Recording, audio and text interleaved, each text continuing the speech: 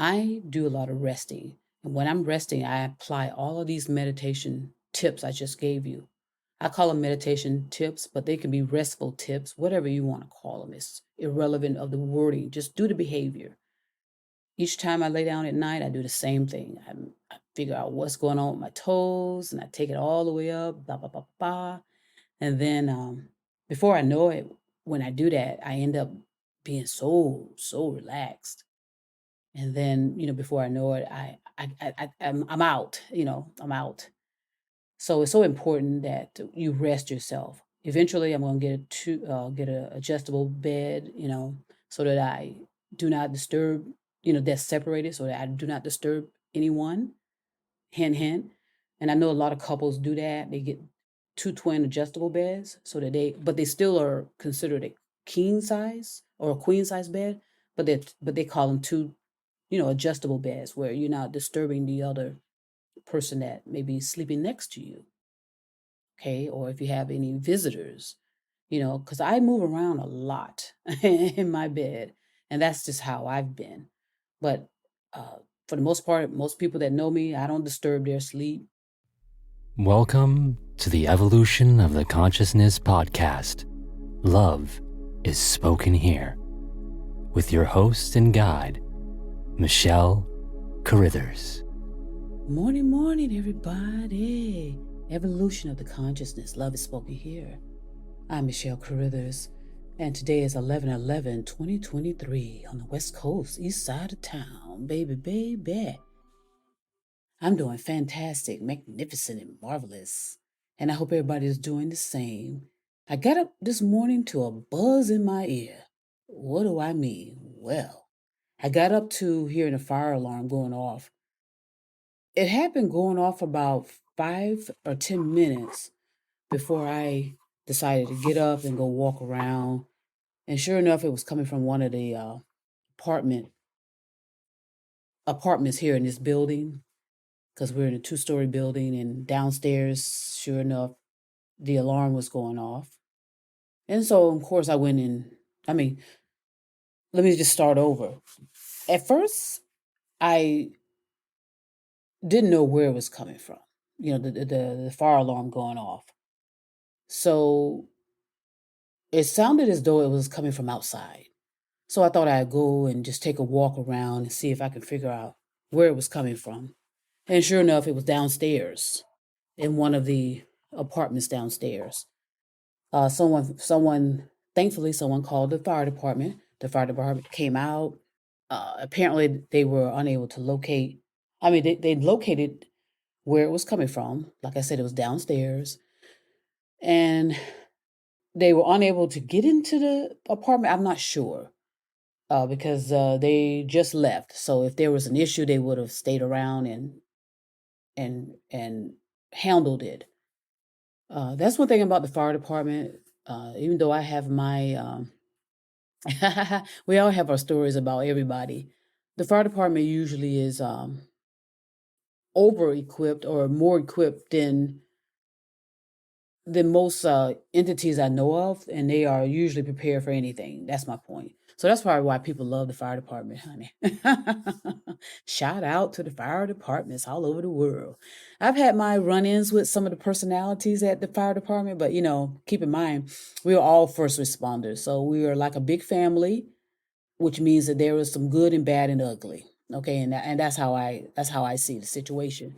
So we just have to be honest about our interactions with each other and know that we're going to have some disagreement sometimes. We're going to have some discord.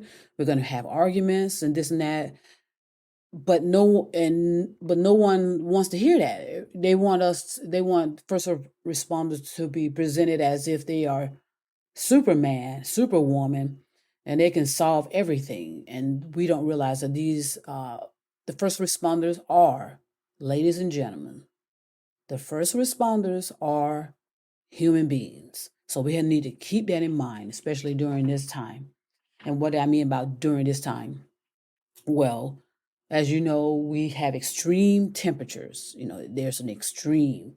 One day is in the 80s and the next day it could go below zero. Who knows? In certain regions, some areas are getting cold temperatures that they've never had before or haven't had in hundreds of years. Some are getting heat, that they haven't experienced in hundreds of years or more. So there's an extremeness going on. And I hope, I don't like using the word hope. Like I said, hope is meaning that you have some type of doubt.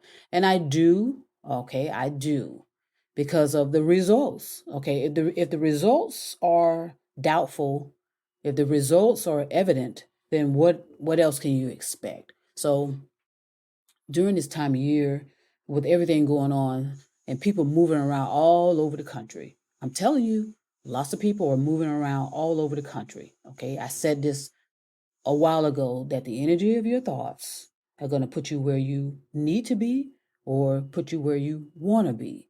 So you want to be on that end of where you want to be, but at the same time, you want to be prepared and be prepared for the environment you may be entering into, which could make or break your situation. I know a lot of people just get up and leave. I mean, see, I just want to make this very clear. As far as my moving over here to the West Coast, that was contemplated back in 2005. I want to make that clear and effective. Just so others may assume, because there's a lot of things that have been going on personally, and I won't go into all of that, but there's a lot of people assuming a lot of things. And we all have gone through that where people are assuming things about you or consuming things about somebody else, assuming, and not really knowing the big picture. Okay, so I just want to make that clear and effective. And I have videos to support that as well. That yes, I attempted to come over here to the West Coast in 2005, but I was stopped by Hurricane Katrina. I decided to go another route, and I ended up going through another hurricane, Hurricane Wilma. So in other words, you just can't really get away from the climate destruction. It's going to be everywhere. But luckily, in both cases, whether I was heading west to Katrina, towards the West Coast, or whether I ended up down in this the East Coast, I was prepared. Okay, I was prepared. So that's my point. This morning we have to be prepared for whatever. So that alarm that's still going off and the fire department has left, who knows, there may be a malfunctioning there. So it's so important, like I said, to pay attention to your environment, inspect your environment, inspect things around you, because sometimes something could be going on with your neighbor, something can be going on here or there, and it still affects you. It still will affect you regardless. So if something were to happen to this building, guess what? Okay, so make sure you have the proper insurance. If that matters, whether you're renting or not. I know with certain mortgages, they force you to get insurance and blah blah blah, and there's just so many pros and cons with that. And sadly, because of our overpopulation of people, overpopulation of things, no amount of insurance is going to protect you or be considered based on your value. In other words, something may mean something to you, you lose it, but when it's assessed via insurance or whatever, they're not going to see the value at all. And there is necessary, if you think about it on a literally, figuratively, and metaphorically level, there is no value per se to materialism. But yet you want to protect yours. You want to protect your property. That's your right. But I just don't want everything to be geared towards materialism, attempting to protect a lot of materialism. I said something a while ago as well. You need to inspect your environment and figure out what's important to you and what is not, and consider downsizing and getting rid of some of your toys, getting rid of some of your materialism, and simplify your brain. Your brain needs to rest. And thus, that's what brought me to this podcast this morning. It's about the resting brain, the resting consciousness. And I wanted to offer you some more tips. I put a video out about, these specific tips and techniques I've used throughout my life or throughout my journey, especially after I started meditating. And I started incorporating a lot of things that I was taught. I had a lot of teachers in meditation. And so what I did is kind of cultivated together all that knowledge that I was taught by various meditation teachers or meditation, however they describe themselves. I mean, some think they're gurus. Okay, fine. I learned something from all of them. And I managed to kind of cultivate, contemplate, properly meditate, and not ruminate, and put the information that I've learned into techniques that I use. And one particular technique I put out a while ago is about knowing what my toes are doing, getting grounded in my reality. That's how I do it. And basically it's become a habit. That's why I don't know that I'm doing it, but it's definitely a habit. And I'll explain why in a minute. So what I tell people who are listening and are considering, entering into meditation. I told you that there's dangers to meditation. I've said that on plenty of videos, but there's also benefits. Okay, the benefits outweigh the dangers. However, if you do things properly. So what I usually do and this is a habit, but this is how I started out when I started to become intensively involved in meditation and allow meditation to be in every activity that I'm involved in. So what I do, like I said, I know what my toes are doing. I know my feet are on a surface. I make sure I know what surface my feet are on. And then what I basically do is go up my body and make sure I can get which so that I can be in touch with the sensations in my body. So, in other words, what are my toes doing?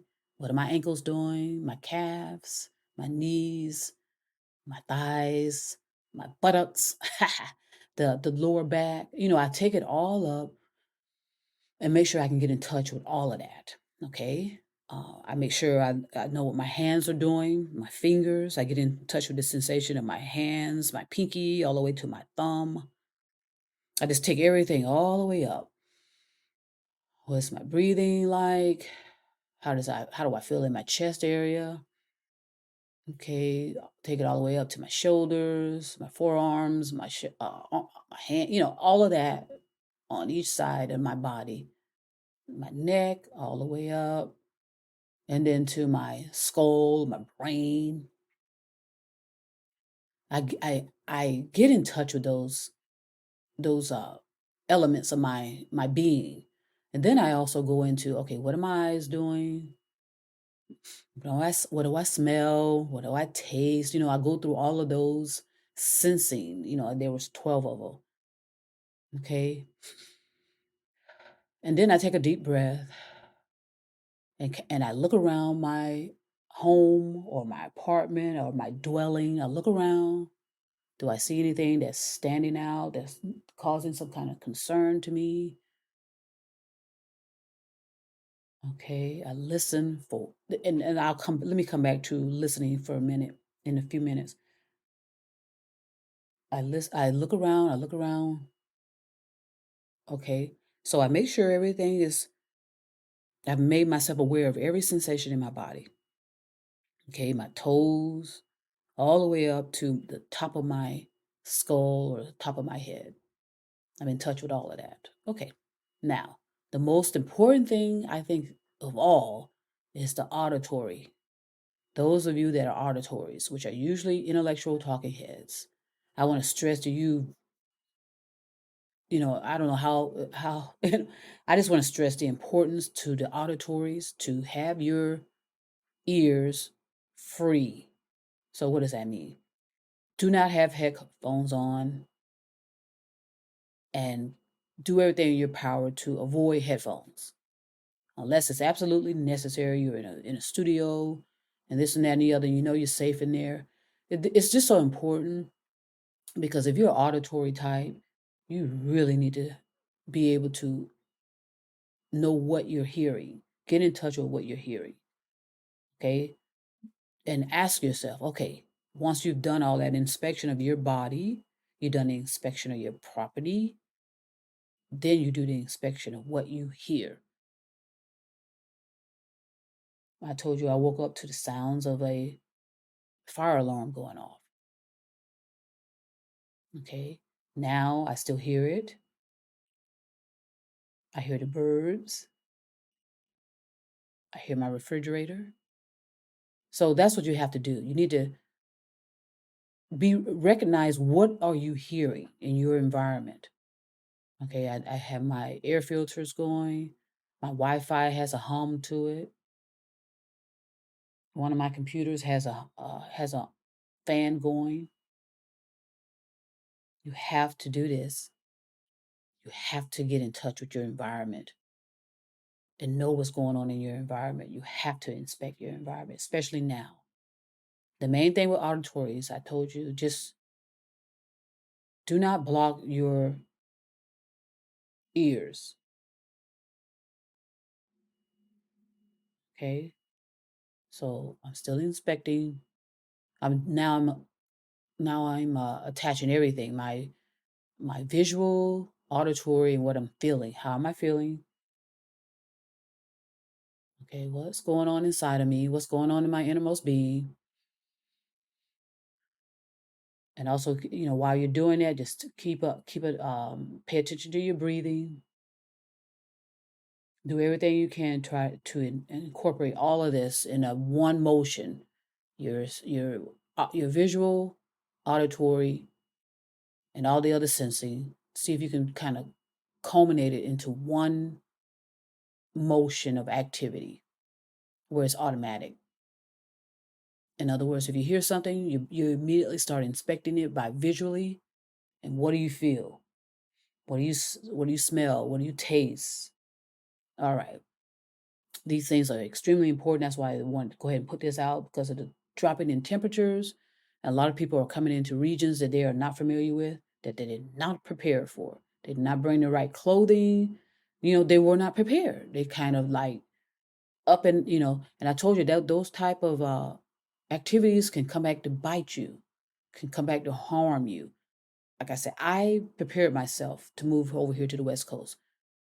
Did I have to make some adjustments? Hell yeah, you will. But for the most part, I am extremely confident that I'm prepared to ride out anything, whether it's a drop in temperatures. I come from the East Coast, you know what I mean? And so I'm not going to be used to certain temperatures over here in the West Coast. But we'll see. I'm prepared and ready for it. And I know what to do, and I know how to protect myself. But if you are elderly person, make sure, that are living by yourself, I should say, make sure you have contact information that you've given out to people so they'll be able to contact you and check on you. Even young people. There's a lot of unprepared young people moving around all over the world as well, all over the country. A lot of unprepared young people, because a lot of them are kind of in a panic mode, in a desperation mode, in an adventurous mode, in a discovery mode. Is unclear.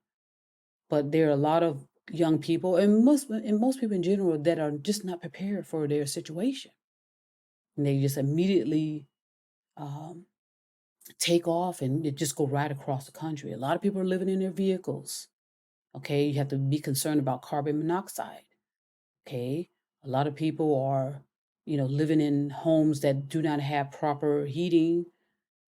Okay, so there's a lot of things to consider and a lot of things to be prepared for. And I told you we're going to be in a constant state of emergency, a constant state of emergency. So you have to be prepared for whatever. So that's why it's so important to inspect your environment. I don't know any of these neighbors here, but that's fine. I'll still inspect the hallways, inspect the building. I do that just out of habit. I told you you're going to develop habits and you're not going to know you're doing it. And that's the whole point. So resting. I told you I do a lot of resting, and I don't necessarily say I'm sleep, because I don't know if I'm sleep unless somebody tells me I'm sleep, but that's something else. Don't be concerned about what that means per se. I do a lot of resting, and when I'm resting, I apply all of these meditation tips I just gave you. I call them meditation tips, but they can be restful tips, whatever you want to call them. It's irrelevant of the wording. Just do the behavior. Each time I lay down at night, I do the same thing. I figure out what's going on with my toes, and I take it all the way up, blah, blah, blah, blah. And then before I know it, when I do that, I end up being so relaxed. And then, before I know it, I'm out. I'm out. So it's so important that you rest yourself. Eventually, I'm going to get a adjustable bed, so that I do not disturb, that's separated, so that I do not disturb anyone. Hint, hint. And I know a lot of couples do that. They get two twin adjustable beds, so that but they still are considered a king size or a queen size bed, but they call them two, adjustable beds, where you're not disturbing the other person that may be sleeping next to you. Okay. Or if you have any visitors, because I move around a lot in my bed, and that's just how I've been. But for the most part, most people that know me, I don't disturb their sleep. I don't remember anybody disturbing my rest, but we won't talk about that. That's irrelevant. So, what I want to do as I close out this podcast uh, on a Saturday, 11, I think it's Saturday. Let me make sure, What? 11/11/2023 on a Saturday morning. Nice and cool. I love it. But I know a lot of people are not used to these certain fluctuation in temperature. So you need to be prepared. We need to talk about this. Be prepared. Do you have a carbon monoxide detector? Do you have your fire? Most buildings are required to have a fire alarm. Is it working properly? Okay. This is worth saying, unfortunately, every year, because for some reason we are forgetting the most simplest things of how we can protect ourselves. There's a lot of just we forget, just like we forget who we are, what we are, and why we are. So that's why it's important to always be prepared and stay awake, stay awoke, and know what's going on in your environment, and most importantly, what's going on in the innermost being of you, and what's going on in your consciousness. So before I go, I'm going to go ahead and read some tips on meditation from a book written by Billy Meyer. This is more like something just to, a lot of people like affirmations as well. So this is an affirmation you can use. I'm just going to go ahead and read 10 of them. It's like 77 of it, 77. I'll just read 10 for now, just to get your day going on this beautiful morning on the West Coast, on the east side of town. Baby, baby. Number 1, to live in today's world, I must be strong and develop tenacity with regard to my consciousness and my intellect. The more tranquil and tenacious I become, the more I cope with difficulties. The creational natural power is within me. It's within myself. And I use this, putting it into effect, into my thinking and into my action. I change myself positively within my consciousness, bearing, and I utilize my creational natural power within myself for this. I am strong within myself and change my mental self-image positively. Everything is achievable for me, and I master whatever I wish to accomplish. I will always raise my view, recognize all possibilities, and I am a positive thinker, a positive neutralized thinker.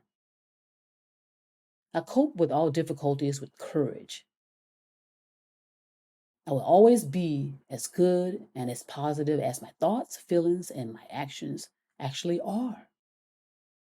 Within me exists neither anxiety nor fear. Okay? That's 10 affirmations, you want to call them, or some positive affirmations, or whatever you need to get your day going. And, again, be gentle and kind with yourself. Protect your innermost being. Protect your consciousness. Evolution of the consciousness. Love is spoken here. I'm Michelle Carithers. Thank you so much for listening to the Evolution of the Consciousness podcast. Please make sure to leave us a review. If you wish to ask a question to Michelle, you can leave her an email at msmichellecarithers@gmail.com. www.msmichellecarithers.com.